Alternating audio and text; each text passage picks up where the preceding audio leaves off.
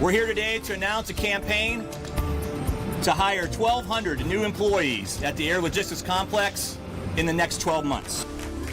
Brigadier General John Kubinick celebrated with people at Robins Air Force Base this morning after announcing the base's 1,212 hiring initiative. General Kubinick said the base needs these new employees to keep up with a growing workload of aircraft maintenance. Hello, everyone, and thanks for joining us. I'm Frank Malloy. And I'm Lori Johnson. Our top story tonight is that big announcement. And according to the base, those new jobs will bring $70 million a year to the Central Georgia economy. U.S. Senator David Perdue was back in his hometown today for the announcement and says the base now has authority to streamline its hiring process. He says that change was not easy. And that's going to be a real big move for the economy. Perdue, it's not just about the jobs, it's also about national security. He says President Trump is committed to rebuilding our armed services, and this is now another success for the base. What we've seen today is a testament to the successes that the people of this base and these communities have had over the last few years. Senator Perdue, along with Congressman Austin Scott, who was also on hand today, both work on the Committee on Armed Services. That committee has given the base direct hiring authority, which means that hiring for the jobs and future ones should move faster. It takes teamwork in Washington to make things happen. You make our job much easier by being the quality workforce that you are here. Things at Robins are good. Things at Robins are going to continue to be good, and they're going to get better. The celebration continued with Congressman Sanford Bishop when he took the stand. We celebrate with you, we celebrate with the Air Force, and we celebrate with our country because this is a great day, truly.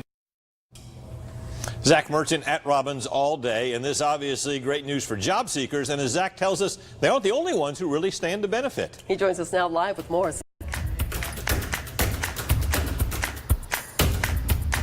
Hey guys, 1,200 new jobs within the year. If you are a job seeker, this is excellent, excellent news. But when those 1,200 jobs are filled and those 1,200 new employees are at work, they'll still need to shop and eat and play somewhere, right? When they do, they don't just help out the base, they also help out local businesses.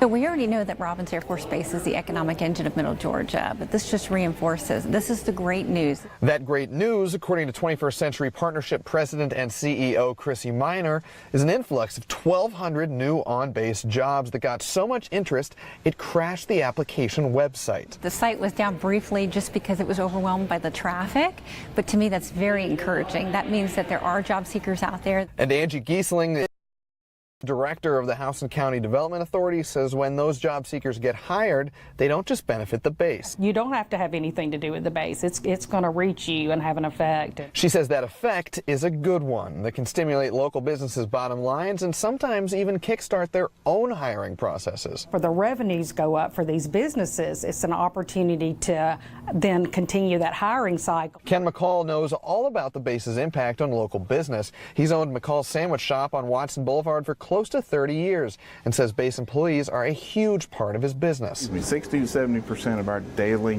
customers come right off the base. And when he learned that 1,200 new jobs are coming to the area, it's encouraging, because what we do as small business, sometimes, we have peaks and valleys. And when you hear we're going to be having 1,200 more people come into the area, potential customers, kind of brightens your day.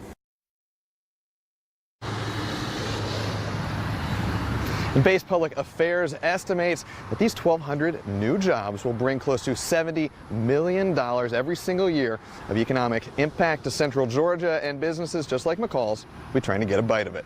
Live in Warner Robins, Zach Merchant, 13 WMAZ News. Thank you, Zach. If you're interested in applying for any of those jobs, here's how to do it. You'll need a resume handy for this process. There are several different ways to look for open positions. usajobs.gov, employgeorgia.com, and straight to the source by sending your resume to the email that's on your screen. So let's take a look at some of those websites. usajobs.com, you start by looking for Warner Robins and then scrolling through. You can see these are all with the Department of the Air Force. When you want to apply, you will be prompted to make an account. Some required documents are your resume, and in some cases a veteran's preference that proves your service. Another option, employgeorgia.com. Go ahead and start your search. You can type U.S. Air Force and search within a certain amount of miles from a zip code in Warner Robins.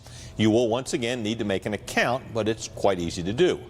Robins leaders review your application, determine if they want to interview you, and could make a job offer.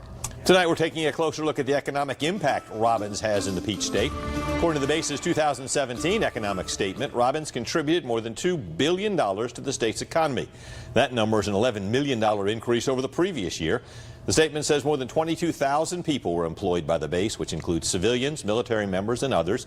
The largest chunk of salaries Robins distributed during the 2017 fiscal year went to civilians working on base. The base also awarded